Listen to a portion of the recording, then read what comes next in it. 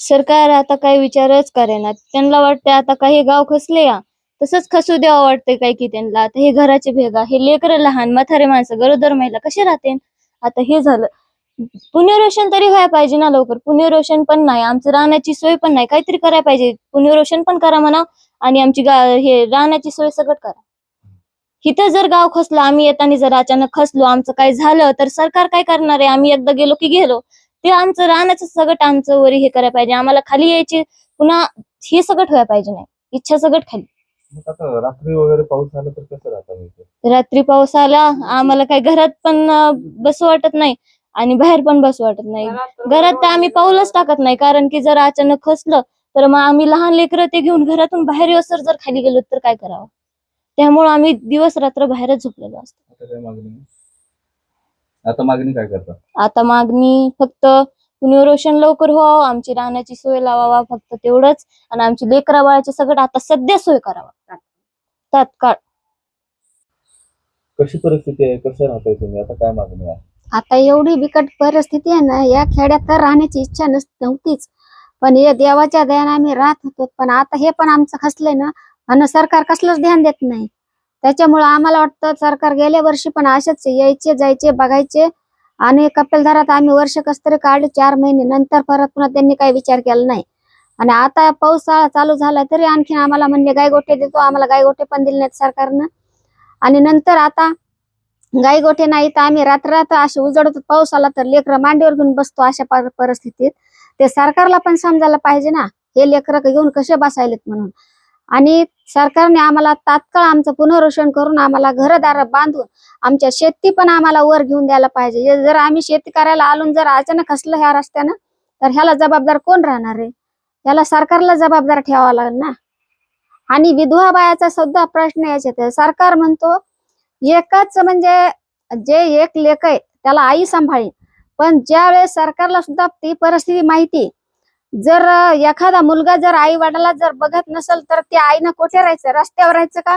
याचा विचार पण सरकारनं करायला पाहिजे.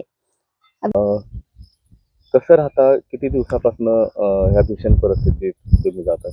हे 10-11 महिने झाले. इतकी बेकार परिस्थिती की सांगण्यासारखं नाहीये.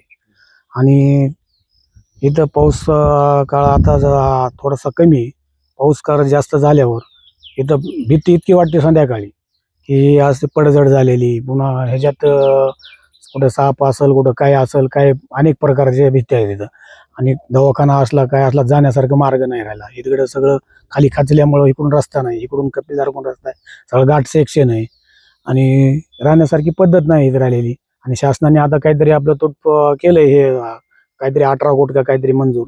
त्या 18 कोटमध्ये आमचं काय होणार आहे? त्यात अजून वरवर काय त्यांचा निर्णय होतो ते आता तोपर्यंत आमचं कुठंतरी काहीतरी हे करायला पाहिजे. किंवा पावसाळा आलाय, गावात राहण्यासारखं नाही, कुठं शेड नाही तर कुठं काय नाही, गायगोटे नाही तर जनावरं आम्ही जरी सोडून देतो, जनावरं कुठं बांधणार? आणि ती परिस्थिती राहिली नाही आता राहण्यासारखी. आता काय मागणी आहे तुमची सरकार? आता आमची मागणी एकच आहे की लवकरात लवकर हे करावं, चालू हे शासनाने हे केले ते चालू करायला पाहिजे पटकन काम. आणि काम चालू करून आम्हाला 1 वर्षाच्या आत हे काहीतरी हे करून द्यायला पाहिजे, पूर्णपण करून द्यायला पाहिजे. राहण्याची व्यवस्था, पुन्हा ते गायगोटे लवकर द्यायला पाहिजे. आज आम्ही वरी गेलो, तिकडे तिकडे गेलो तर एका जनावर लय मोठे येतं, शेळ्या आहेत, अनेक प्रकारचे येत पाहिजे, बैल येतं, गाय येतं, म्हशी येतं. हे पूर्ण जर त्यांचं इथं सोडूनच जावं लागतं जरी कुंकड आजूबाजूला. आणि रात्रभर झोप येत नाही. पाऊस जर आला का, आबळ आलं किंवा काय झालं, रात्रभर असं माणूस लटलट ओढल्यावर करते. मात्र आणखी पुनर्वसन तुमचं झालं नाही. राहिला आता कस तरी भेद वर्ष काढले, पण शासनाने काही ठोस पर्याय काढला नाही. आत्ताशी कुठं निधी मंजूर झालाय.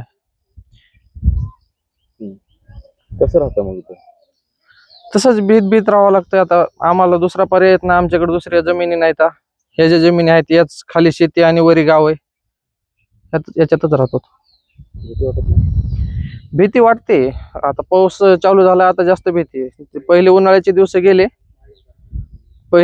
दिवस गेले पण आता पाऊस पडायला लागला तशी भीती जास्त वाढली की आमचं पण माळीन होऊ नये. आता काय मागणी?